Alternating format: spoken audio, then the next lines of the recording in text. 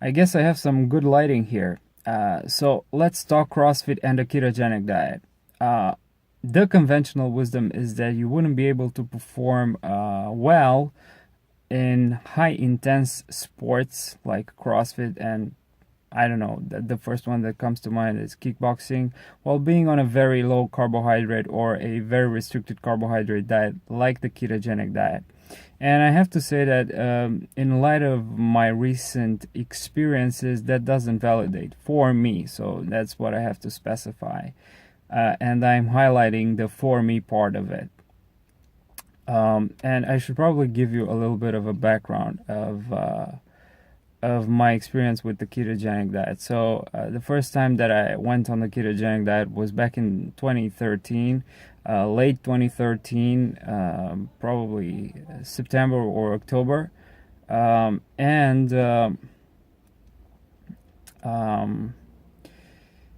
the first time that I started tracking blood ketones accurately. So back then I was reducing carbohydrates to less than 50 grams a day, and I wasn't tracking blood ketones, but I was tracking urine ketones, and the urine strips would go pink. So they would say that I'm in ketosis, and they would still work even after a year of being or restricting carbohydrates to 50 grams.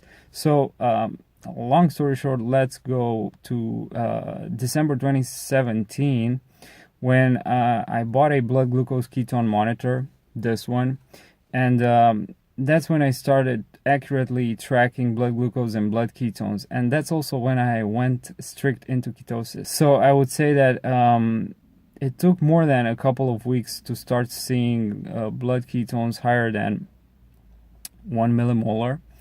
And I would restrict carbohydrates to less than 40 grams. And I eventually settled at 20 to 25 grams of total carbohydrates. So that's when I would see my blood ketones higher. So I would keep my carbohydrates to 20 to 25 grams. My protein would be between 75 and 90, and whatever the rest of the calories would come from fat. So if I would want to consume more calories, I would eat more fat. If I want to consume fewer calories, I would eat less fat. So fat was the macronutrient that was adjustable. So I want to quickly say that protein doesn't kick me out of ketosis, but it reduces my ketone levels. So with 75 to 90 grams of protein, I can easily go north of 3.0 millimolars per liter of circulating ketones. But if I, let's say, increase protein to 150, 200 grams of protein per day or even more, I would see my blood ketones go between 1 to 1.5 millimolar.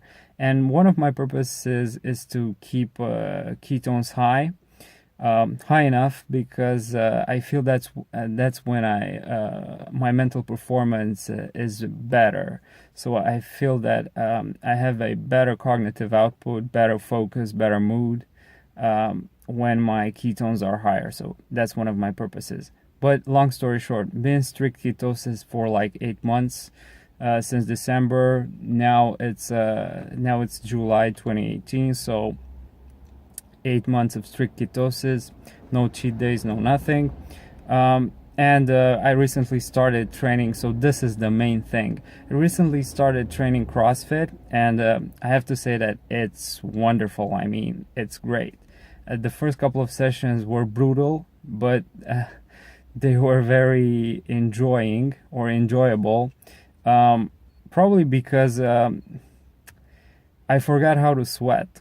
So since I've only been doing gym or weightlifting for a couple of years now, I stopped kickboxing about 1 year after starting ketosis, because I moved to a different city, and I would only go and train every now and then, so that wouldn't count. So I still trained kickboxing over the years, but I wouldn't train as frequent as I did when I started ketosis. And when I started ketosis, it was kind of rough to my kickboxing training for the first couple of weeks, but after adapting, I was able to recover my performance before the ketogenic diet.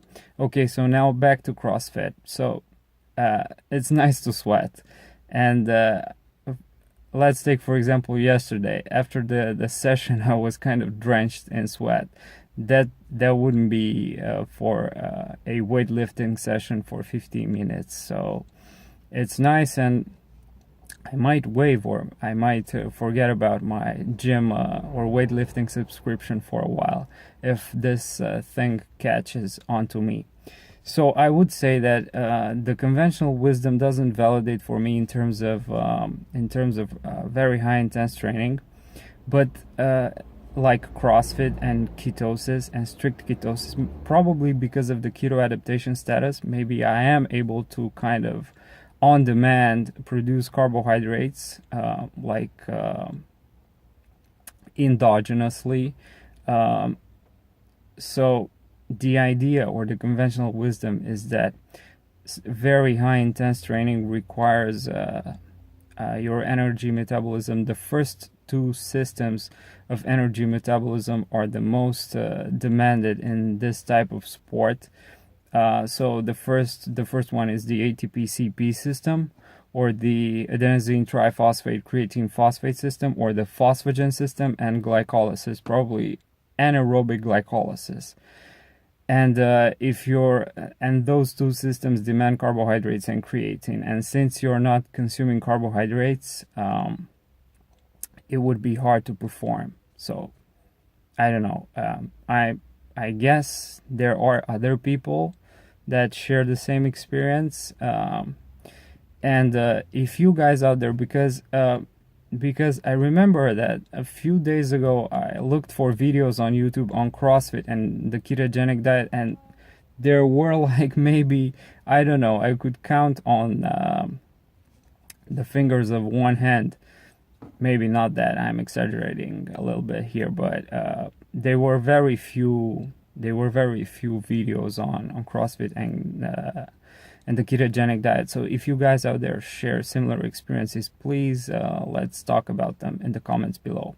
So one thing that I want to point out is probably I guess the metabolism of this type of thing is really interesting. So yesterday, let's talk numbers. So yesterday I had my CrossFit session between 6 and 7 p.m. So I finished the session at 7 p.m. Then I finished my dinner at 9:30 p.m. So my dinner was like 20 to 25 grams of total carbs, 120 grams of fat, and about 45 to 50 grams of protein. So I finished the dinner at 9 p.m. I finished the CrossFit session at 7:30 p.m., a brutal CrossFit session of 1 hour. And I checked my blood glucose and blood ketones at 11:56 p.m. So about 2 hours and 30 minutes after the dinner, and about 4 hours and 50 minutes after the session. So my blood ketones were 4.7. I'm not sure if you can see. So blood ketones 4.7, and blood glucose was 83 at 11:55. So that's I guess that kind of makes me want to jump back and look into the biochemistry textbook on the energy metabolism section to kind of see what's going on here. Gluconeogenesis, too much ketogenesis. I don't know.